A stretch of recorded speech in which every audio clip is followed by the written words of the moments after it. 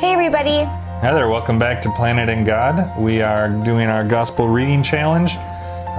We are in the book of Matthew.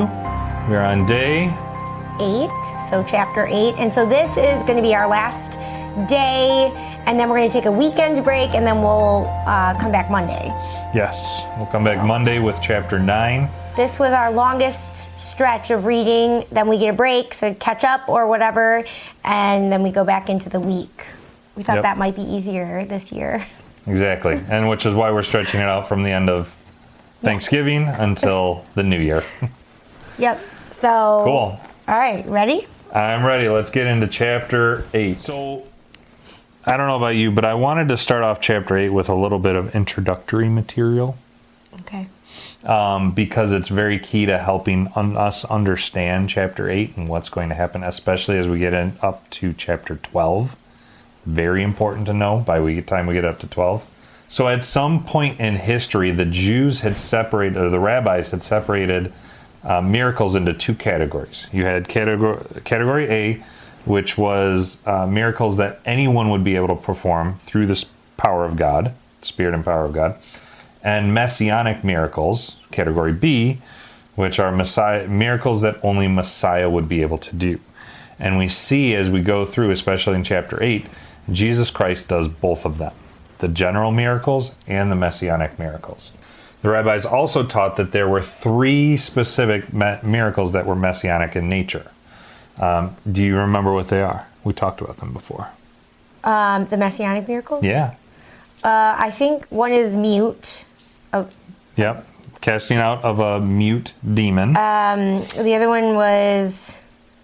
I thought blind. Yep. Healing a man that was born blind. I can't remember the third, though. The third was healing of a Jewish leper. Oh, yeah, okay. Yeah. And so these were what they had said. In chapter 8, we see the first one, the healing of... you did them in reverse order than what I had them. Oh, sorry. But, the healing That's just how my brain remembers it. The healing of a Jewish leper. This is the first messianic miracle that Jesus performs. So what makes this a messianic miracle? Do you remember? No, but I mean, lepers, if you think about it, they can't be around other people. Right. And I think, too, in the Old Testament, there's only the one guy that was healed. There's two. Where he had to go dip in the Jordan River. Yep. I can't remember his name right now. There's two examples of leprosy being healed as a miracle. You have Miriam, and yes, and that was Miriam now too. Yes, but that was done before the law, which is why this becomes messianic. The second one was Naaman. Yeah, Naaman. That's who I was remembering. And Naaman was a Syrian Gentile. So you have no Jew after the law was healed of leprosy. So that's what makes this one a messianic miracle. A leprosy was a disease that there was no cure for. And if you look back to Leviticus chapters 13 and 14, it gives you detailed instructions for how to receive someone that has been healed from leprosy, how to cleanse them and bring them back into the fold. So why would Leviticus include 2 chapters about a healing of leprosy if it's never been done? And it hasn't. That's super interesting. Right. That's why it becomes a messianic miracle. The process of it is detailed in Leviticus 13 and 14. We're not going to go through the entire thing because it's huge, but there's a lot of work that needs to be done. And one thing that's really interesting is that because there's so much work, the Jews, the Pharisees, would instantly, if someone came into the temple claiming that they were healed of leprosy, it would instantly spark an investigation into the healer as a possible messianic claim. That's interesting. It is very interesting. So what happens as the result of this, Jesus becomes officially investigated by the Jews as a possible Which he was Messiah. Already anyway. Like Right. they were already watching him, but this is like the springboard into it. Yeah, which is crazy. So that's what we see in verses 1 through 4. So getting into chapter 8, now that we got the introductory material out of the way, Verses 1 through 4, we have the Jewish leper that comes to Jesus asking to be healed. Yeah, I really liked that very beginning part where the leper came and worshipped him. Yep. So, yes, he was coming to ask him to be healed, but there's this act of worship beforehand, and I love that. Yeah. So, and then it does make me think like, well, how often do I come to the Lord and worship when I'm going to ask him something? Yeah, worship first, ask second. Right. Like, he's deserving of the worship anyway, but it also shifts your focus to like, I'm focused on the Lord and not necessarily myself or my circumstance. Right. And so then when I do come to ask the Lord about my circumstance or myself, it doesn't always feel as bad. Right. Oh, maybe I'm putting too much weight in this circumstance or whatever. But right. The key to the healing here is the end of verse 4. You have Jesus telling the man, show yourself to the priest and offer the gift of that Moses commanded for a proof to them. The gift that Moses commanded, referring back to Leviticus 13 and 14, and then as a proof to them, the Sadducees, the Pharisees, and the scribes. Proof that the Messiah is here. Yeah. Also loved it was that simple act of touching him that healed him. Yep. Where, as a leper, he had to have been not touched or been around at all. Yeah. Nobody wanted to see him or, Be near him. Right. So it's a loving, compassionate act that Jesus. What else? What else we got? So that brings us, I broke it down next, verses 5 through 17. In this section, you have Jesus doing what would be considered normal miracles. He's doing different things like he's healing the centurion's servant, Peter's mother-in-law, and many who were oppressed by demons or who were struck with sickness.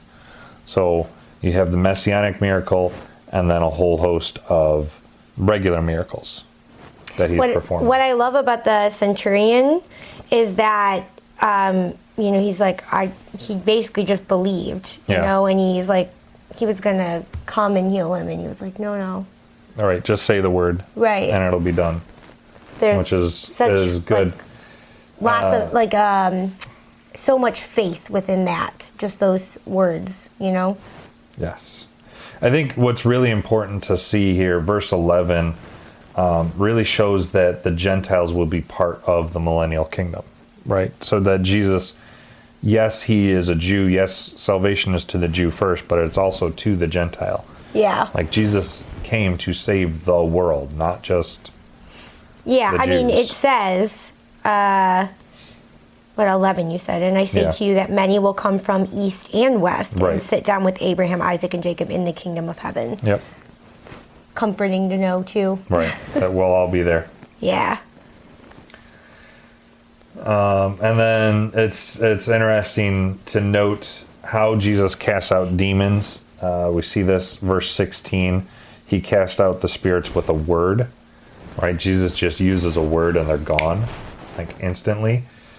The reason that this is so starking and surprising is that there's the Pharisaic way of casting out demons and Jesus' way. The Pharisees, the way that they would cast them out is very much like the horror movie versions, right? Where someone's flailing around, screaming and wailing, and you've got the priest in the corner that's, praying and trying to get the demon out. Jesus, it's no, go. We don't know what the word is, but he just uses a word. Well, again, going back to the authority of Jesus, right? He has the authority over everything. Yep. And that includes demons. So. Exactly. And then we get into verses 18 through 22. Yeah? 18 through 22. Okay, the point of that section is just that there is a sacrifice of comfort to following Jesus. One needs to be ready for such sacrifice, is what I really got out of that section there. And then 23 through 27, you have Jesus calming the storm. Therein, Jesus just showing his power over nature. Yeah, I really thought it was interesting that his disciples marveled at who Jesus was in that moment. You know, I mean, they had been following him and doing all these things, and in that moment, they marveled, like, oh, you know. I think it just goes to show you that, like, when you're with, like, even in my life, Jesus or God will do something, right. And not all the time I don't marvel, but sometimes there's these moments where I'm like, whoa. Yeah. You know, I think that's kind of how it was. They were like, whoa, this like, is whoa. pretty cool. Whoa. Really. Anyway, so we can press on. And then wrapping the section up, 28 through 34, Jesus is now in Gentile lands. That's confirmed by the herd of pigs, right? They wouldn't have a herd of pigs in the Jewish lands. And then he's casting out the demons from a possessed man among the tombs. The demons here, they recognize the messianic sonship of Jesus. They recognize who he is. And then Jesus casts them out. Yeah, I think also they also know that they have a certain time, and they're allotted that certain time. So they're aware. I mean, they even said, are you, you know, to torment us before our time. So, like, they're aware. Right, that they have a time. Mm-hmm. That's running up. I thought this was interesting. I want to quote this from the Faith Life Study Bible that I have. It's speaking of this section here. It says, after displaying his authority over sickness and disease, Jesus now shows his power over nature, evil spirit, powers, and sin.